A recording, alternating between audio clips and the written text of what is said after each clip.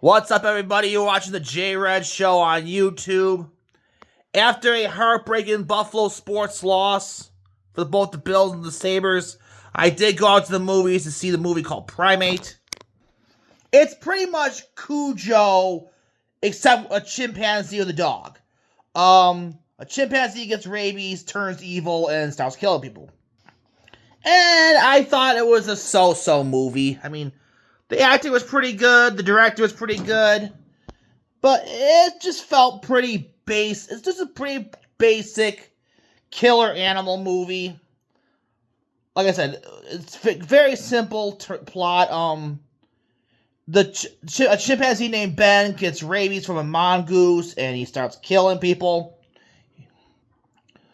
So he can't swim, so the four girls, the residents of this tropical resort, I believe, they go into a swimming pool to try to survive the chimpanzee. They try to escape, but the chimpanzee Ben tries to kill them off one by one. The kills are pretty clever, very creative, very bloody, very gory. Oh no, as I said, it was a so-so movie. And one thing I noticed is it played tribute to a lot of horror movies. Like, there's a scene where these two girls, they hide in the closet, and it just reminds me of the Halloween where Michael Myers tries to get Laurie when she's stuck in a closet. And there's another scene that's similar to Scream where this one girl's hiding in a car, but then Ben grabs the keys and keeps unlocking it. Very similar to Scream. So, I had a pretty good time in the movies. I guess considering that the heartbreak I had with the sports teams, I had a good time in the movies. I give it 3 stars out of 4. I also watched episode 7 of Percy Jackson in the Olympics, season 2. Pretty much a real solid setup for a big final battle, episode 8. Looks like there's going to be a big final battle between Percy and his friends versus the evil Kronos and his evil army as they try to save the camp.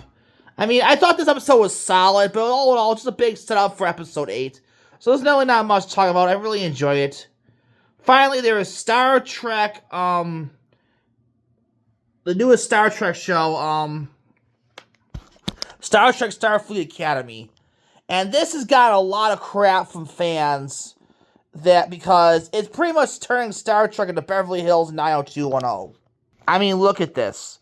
We have Star Trek, a sci-fi series, and they're just turning it into a teen drama. Like, you're trying to cater to 2 separate fans all at once. And one fan base is not going to accept the other.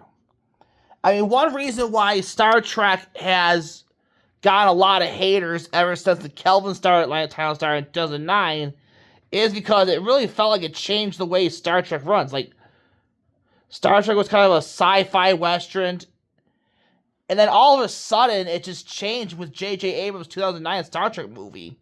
I mean, I did like that Star Trek movie, but I understand why a lot of fans hate it. I mean, look at this. You can see the similarities between Star Trek and Beverly Hills 90210. And to be honest, I did like the first episode, to be honest. I liked the explosions. I liked the set design. The first episode really felt like it was going to go back to take Star Trek back to its roots. But then episode 2, I thought was what they said, Beverly Hills 90210's place. They begin developing more love triangles and focus on the college, and this is not what Star Trek fans want.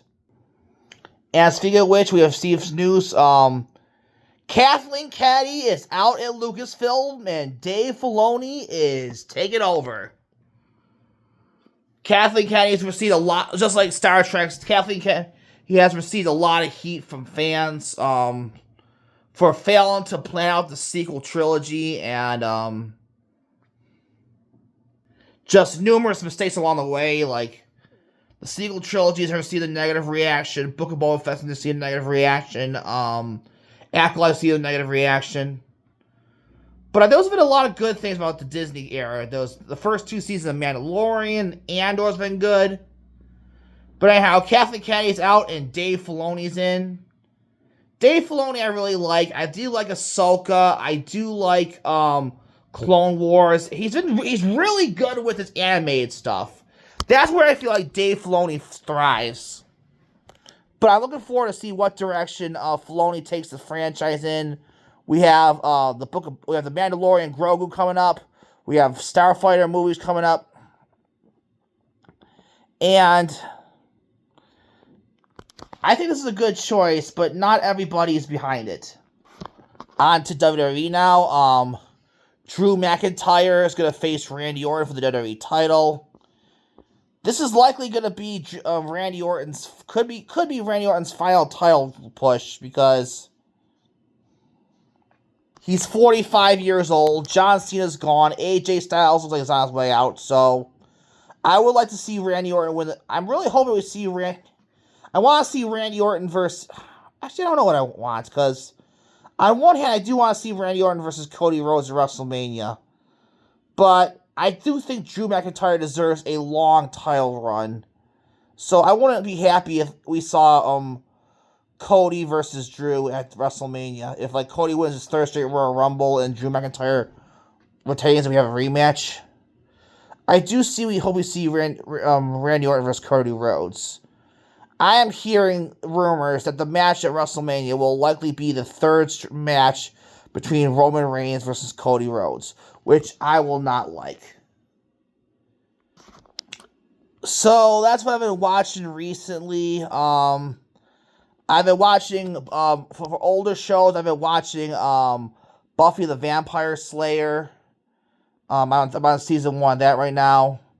If I have the time, I'll try to get into some of the Yellowstone spin-offs, like 1883, 1923, the one with Harrison Ford.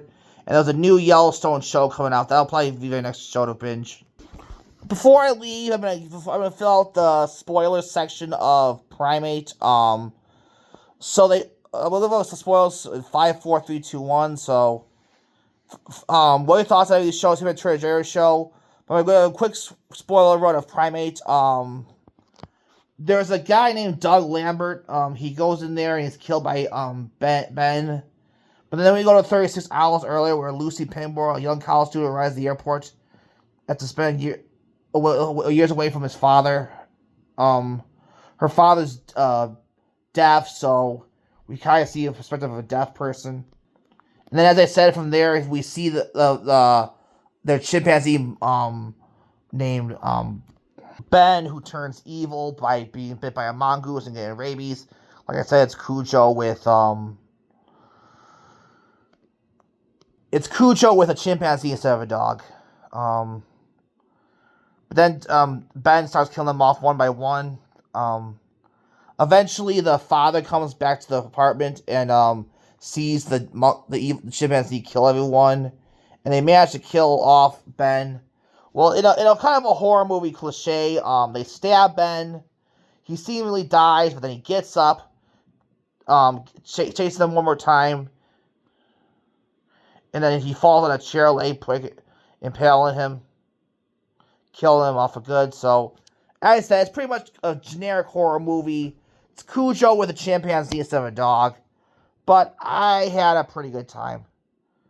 So, what are your thoughts on that? Hit me on Twitter at JRed Show. And I will see you later.